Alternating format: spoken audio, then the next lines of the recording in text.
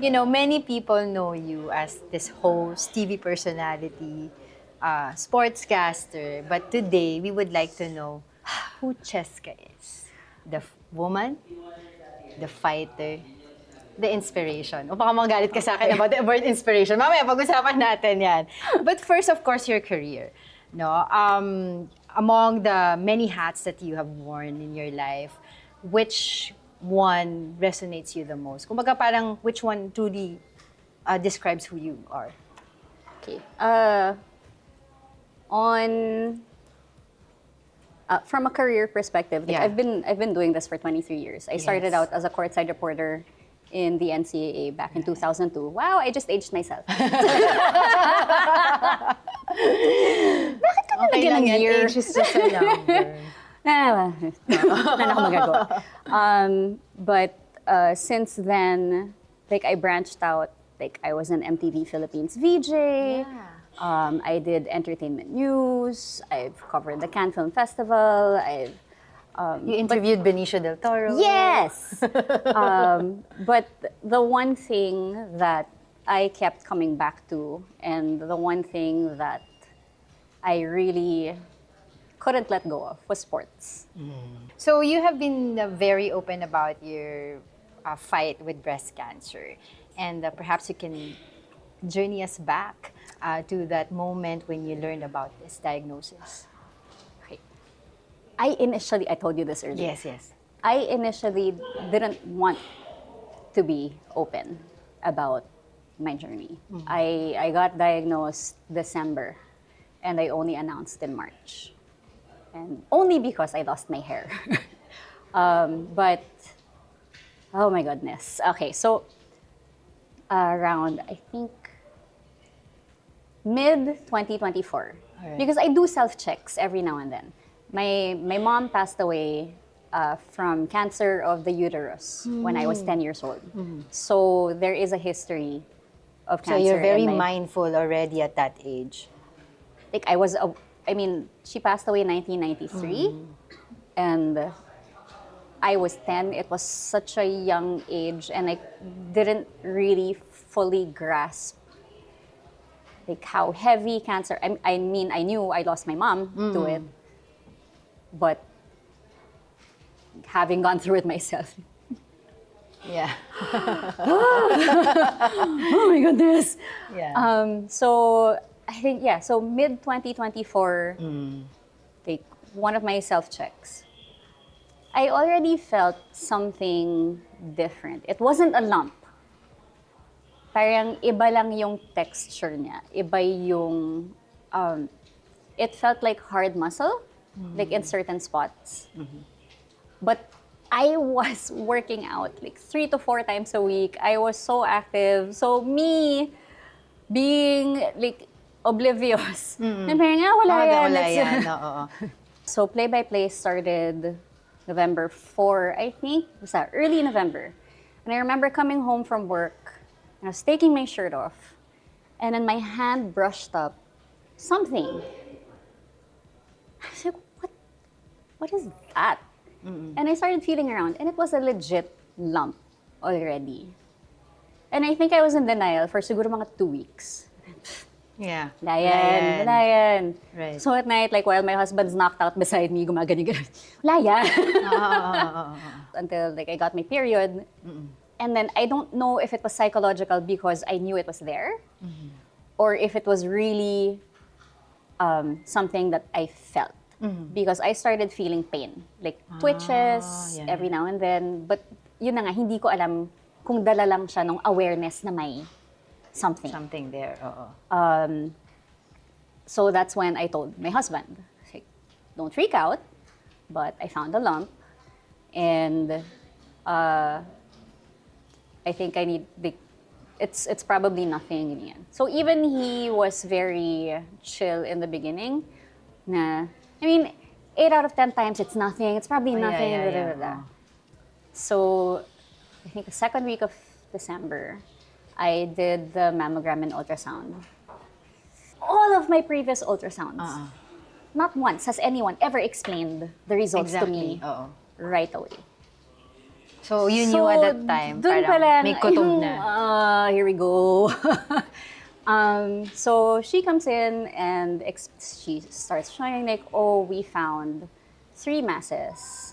And parang we found 3 masses 3, in the mammogram, and the ultrasound confirmed it. Yan. And it's not looking good. So it's best for you to schedule an appointment with a surgeon, with Yun the na agad, mammogram and Yun the na agad. ultrasound.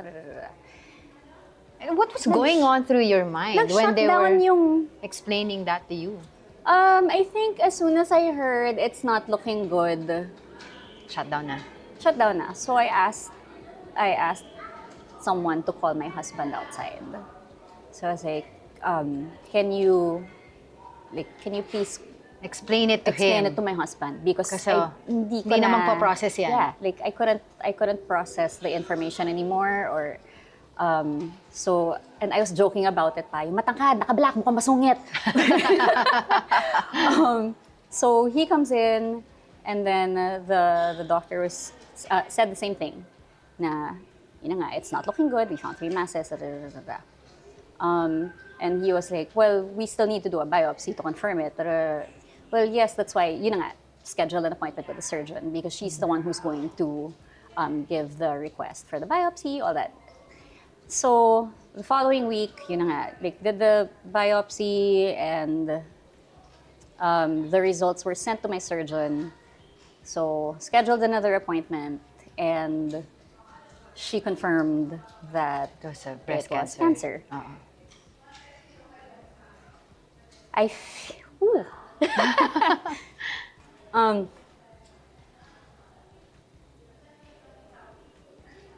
Again, my childhood trauma of seeing my mom go through that, and knowing what it felt to watch someone you love go through that. I didn't want to put my dad through that again. That was my first thought. Like, I can't do this to my dad. Can't do this to my family. Because my siblings were aware before I told my dad. Only because I had to ask about my family history. Yeah, of course. Na my doctors were asking na, aside from your mom, is anyone else in your family? That sort of thing. So I had to ask, and nakatunog na yung mga, why? What's going on? Oh, yeah. Once I told my dad, it was creating a list in my head of the people that I needed to tell. And when I realized I had to tell people at work, Yeah. especially since my show just started in Yeah. November. Right. Angela, the fear in my heart. Yeah, I know.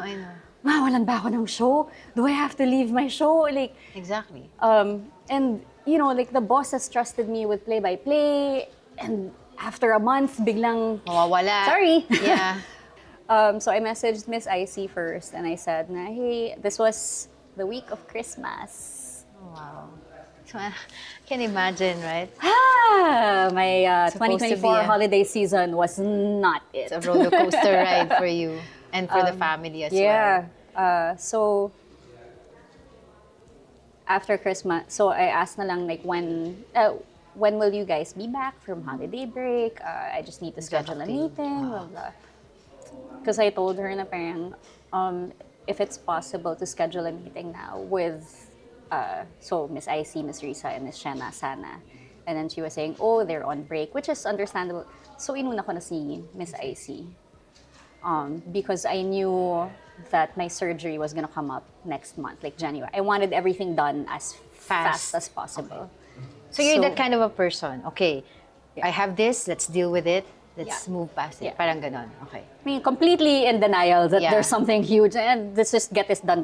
Yeah. And then when I told Miss IC, like, she was very, very supportive. She was like, wag kang Don't worry. mag-alala. No, don't worry. Like, You can take a break.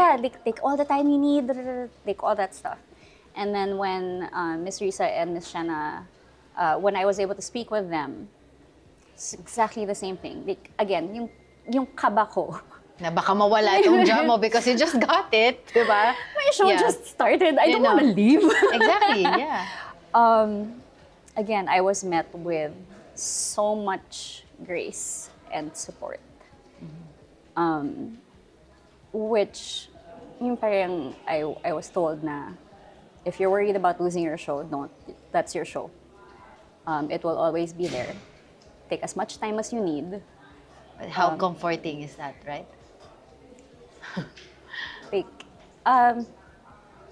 my friends always tease me I'm a workaholic. Because even all throughout chemo, I was still working. But I really do count myself blessed. And I'm very privileged because I get to do what I love for a living. That's something I never take for granted. And working throughout the treatments gave me a sense of normalcy. Because for Yeah. the 30 minutes I'm on air, I don't think about anything else but the job that I have to do. Were you sungit during chemo? Not Kasi that yung may mga, I have friends, family as well who've gone through, that therapy, that session. Yeah. Some of them would be sungit talaga. I think as much as Irritable. possible, I tried not to be, and I was very conscious of making things lighter For other for people. the people around me. Even the way I told my friends, I tried joking around. I tried. Bait mo naman. I told you this before, di ba? Kasi for other people, ako yung may sakit, ako yung main character here. Di ba sometimes ganon, ha? Eh, Ako ikaw yung kasi nagiging intindihin main mo. character. Pero ikaw, iniintindi mo yung feelings ng iba. Ikaw pa yung nagko-console when you were trying to Yeah. tell them na you have this. Pero pinagalitan ako ng mga kaibigan ko. Right. Because my best friends, obviously, so when I started, and I hated the fact that I had to tell my friends this, like it was a Christmas dinner. I know. But like makikita ko na sila, and I already knew at that time. This was around December 20, 21, 22-ish. I couldn't sit through an entire dinner and pretend that everything was Okay. Yeah. I mean, Everything's we got normal. past the dinner. Yeah. But after dinner, when the husbands were already chatting or whatever, so I pulled my friends aside, like, just go to a different room, I have to tell you something, blah, blah. And when I told them nga that About it. I got diagnosed with cancer, like, syempre, like, may umiyak na, like, one was in shock, but so, it's like, wala yan, ano ako ba? Like, I Ganun was ka. Ikaw pa yung... super joking Chill around. about Basta, it. I think I made an inappropriate joke pa yata, or I don't know, whatever. And then my other friend called me out. She was like, stop it. Like, stop trying to make things lighter for us because it's not light. And parang stop thinking about us. Stop thinking about how we're gonna take it. And, well, that's why I always said naman, the support system is so Yeah. important because I don't think I would have gotten through this the way that I did without my family, without my friends, without my husband, without my bosses, without the people who just basically lifted me up and assured me that no matter what, just take You your have a time, job that you can come back to. do the things you need to do. What about even- your husband? Oh my I mean, goodness as part gracious. of your core person. Diba? Number one support system. I think my husband about was him? more affected than I was when we found out I had to go through chemotherapy. Because he was mostly worried about my quality of life. He didn't want to see me suffering. He didn't want to see me having a hard time. But also, he's the guy na now that my hair is starting to grow back, he'll say stuff like, oh, you don't look like Smeagol anymore. Very cool husband, ha? So, Okay. Yeah. But how did he take it? I mean, I remember you said when your first diagnosis, you Yeah. had somebody call him Yeah. to explain to him Yeah. on the things that you should do after the diagnosis. So how did he take it? he doesn't like crying in front of me. He doesn't, basta, like, he'll always be like, You know, men. but I You think know. I accepted the the chemotherapy long before he did.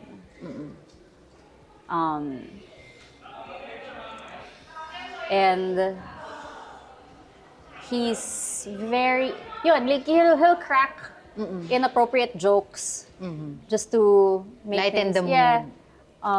But also, I feel like my worry about being a burden to other people also extended to my husband, where I didn't want him to see me cry. I didn't want anyone to see me cry or struggle or like the very few times that I broke down. Right. Obviously, he heard because we share the same bed. Yeah. But I would cry probably at like 2 o'clock in the morning, 3 in the morning, pag hindi ako makatulog, and I think he's knocked out.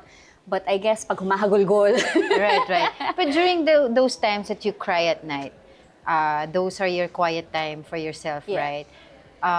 Did you ever question the Lord? Why you? Or did you talk to Him? Oh, I How prayed to go through with a lot. this? I prayed so much because I didn't want other people to worry about me. So all my cries were to God. Because sa Kanya ko lang hindi matatago. Yeah. And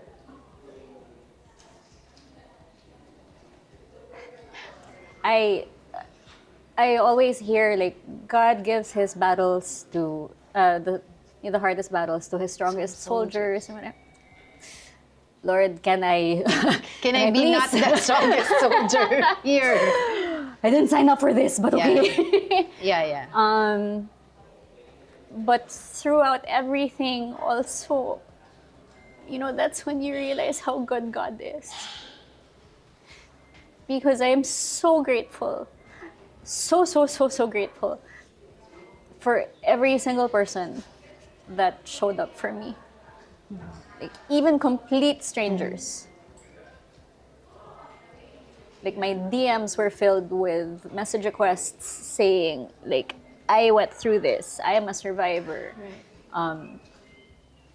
Like, I'm okay now. You keep your faith. You Right. always, like, or later as things progressed, like the more I posted about my treatments, what I was going through, the side effects, like I would get messages, like, thank you. Kasi nakakatulong talaga knowing what to expect, or meron isa message na thank you for validating my experience as a cancer patient. Right. Because I feel like other people don't understand. Right. And that's when because I didn't want to announce. I really didn't want to announce. I was diagnosed December. I only announced, I think, March 30, 31. Right. Of this year. This year. I remember, I'm just beginning to know you. And we just have met few months ago. Pero Officially dagdagan na met. natin, di ba? Yeah, diba? But, I know you already. And I've seen you several times in one of our, some of our sponsors' events. Yeah. So we have the same sponsors kasi. But, seeing your post, talagang parang ako yung feeling ko, I'm so proud of you already for iyak din ako for going through that. So I guess, ano yung pwede mong masabi na this journey has taught you? Not just about, about the illness, but also about living. For one thing, I always knew I had a strong personality. I Yes, always you are. knew that I had, a kind of strength that maybe was brought on by losing my mom at such a young age. But apparently, I was stronger than I thought. I had more strength than I thought. Like, the times that I felt like yoko na, pagod na ako. Oh, yeah. So it is like But that, 'di ba? Hindi siya yung There all... are moments. There are moments. There are moments. But Oo. again, like my thing is also like I don't know anything else but to keep going. Right. Um, That's a powerful phrase. You don't know anything else but to keep going. we also don't have a choice. Exactly. So what do you have to say to those women? Because you've said this many times that people message you, diba, about how they went through the same journey as you. But what do you say to those people, women of course, na who are too afraid to get checked, Oh boy. diba? Yeah. Too scared to get help. Yeah. So that's what I've been bugging my friends about. Parang once you hit 40, every year, mammogram, ultrasound, like every year get checked. Because the easiest cancers to treat would be breast and thyroid. If you catch it early. I was very lucky that I caught it early. Initially, they thought it was stage 2B. And then when I did my mastectomy, they downgraded to 2A. But it's like mas nakakatakot thinking of a future for your loved ones na wala ka. So Like, deal with how uncomfortable it is with a mammogram. Deal with yeah. it's something I'm so sure that your friends and your family would rather have you around than you thinking I'm afraid of what they're gonna find. Right. But be glad that if they find something early enough, because The earlier the better. the earlier Yeah. the better. Yeah. Right. And I think that's one of the reasons why you're out here talking about Yeah. it, is to tell people to get checked, diba? Yeah. Because obviously the earlier it's caught, the better your treatments can address the situation. And what I always hear would be, masakit ang mammogram, masakit. Yeah. I mean, I've heard it's about a few that too. minutes. It's a few minutes. I'm not gonna say it's fun, because it's really not. Right. But It's something that we should do. It's really something that should be done. So early detection. Early detection is key. I want to ask you this. I cannot not ask you this about that post that you posted, the video that you were ringing the bell. Okay. As your So- that indicates kasi your last chemo session, last diba? chemo. Okay, so how was it? I've seen you there crying. Yeah. Okay. Well, I held myself together. I did 6 cycles of chemotherapy. The first 2 were a walk in the park, and ang yabang ko pa. That's it. The first cycle felt nothing. Second, mild headache. Third, I felt like I got hit by a train. And it just got worse. Fourth, fifth. The sixth wasn't as bad as the third to the fifth, but it was only after the sixth that I let myself go. Because I felt like I was holding myself in. I was holding my breath for the longest time. And then when they were removing the IV, that was the only time na parang nakahinga ako. And there were other people doing chemotherapy in the cancer center. And I remember like during my treatment, whenever someone would finish the treatment, the nurses would hold up a congratulations banner, they would jump across the line and everyone would clap. And you can't help but think, like, someday that's gonna be me. And then it hit me that it was my turn. And then my best friend was there, my family was there, my husband was there. Like, I allowed myself to celebrate that win because I cannot keep looking like 5 years. I have to be cancer-free for 5 years before, you know, my supposedly my life expectancy goes back to normal, or before I'm officially declared in remission, something like that. I might be a little fuzzy on the details. But that, finishing chemotherapy, getting through that, like, I had to celebrate that. Yeah. Nakahinga na ako after. Right. I mean, obviously, like, it's a different story now because I started hormonal therapy. That's like a whole other journey. Yeah. But that's also one thing. Celebrate every win. Aww. Naiyak ako. Yeah. Pero So Cesca, even my hair, I diba? know.